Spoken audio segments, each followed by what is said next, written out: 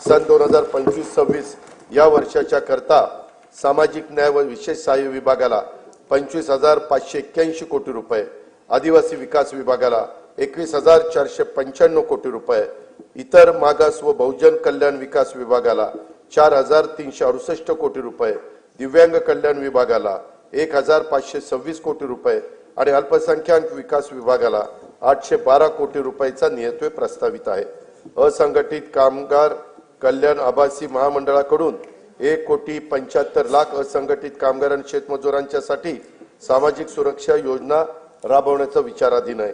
संजय गांधी निराधार योजना, श्रावणबाळ सेवा राज्य निवृत्ती वेतन योजना तसेच अन्य विशेष सहाय्य योजनातील अर्थसहाय्य सर्व लाभार्थींना बँक खात्यात थेट जमा करण्यात येणारे डीबीटी पद्धतीने लेख लाडकी योजनेअंतर्गत 1,13,000 लाभार्थींना थेट लाभ देण्यात आला आहे।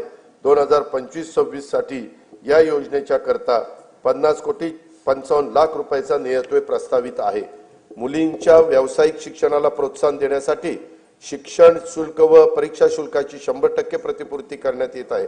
मान्यता प्राप्त उच्च आणि व्यावसायिक अभ्यासक्रमाचे केंद्रीभूत प्रवेश प्रक्रियेद्वारे प्रवेश घेणाऱ्या आणि ज्यांचे कुटुंबाचे वार्षिक उत्पन्न 8 लाख रुपयापेक्षा कमी आहे अशा विद्यार्थ्यांना हा लाभ देण्यात येतो। मुख्यमंत्री माझी लाडकी बहीण योजनेअंतर्गत 2,53,00,000 लाभार्थी महिलांना जुलै 2024 पासून आर्थिक लाभ देण्यात येत आहे। त्यासाठी आतापर्यंत 33,232 कोटी रुपये खर्च झालेला आहे।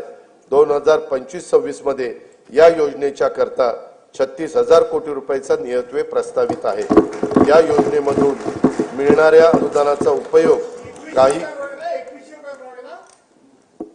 जरा बजेट होऊ द्या ना, काही महिला गटांनी आर्थिक उपक्रमासाठी बीज भांडवल म्हणून केला असून अशा गटांना आणखीन प्रोत्साहन देण्यासाठी विशेष योजना हाती घेण्याचा आमच्या विचाराधीन आहे। दीनदयाळ अंत्योदय योजना राष्ट्रीय ग्रामीण उपजीविका अभियानाअंतर्गत सुमारे 22 लाख महिलांना लखपती दीदी होण्याचा मान मिळाला आहे। सन 2025-26 मध्ये आणखी 24 लाख महिलांना लखपती करण्याचं शासनाचं उद्दिष्ट आहे।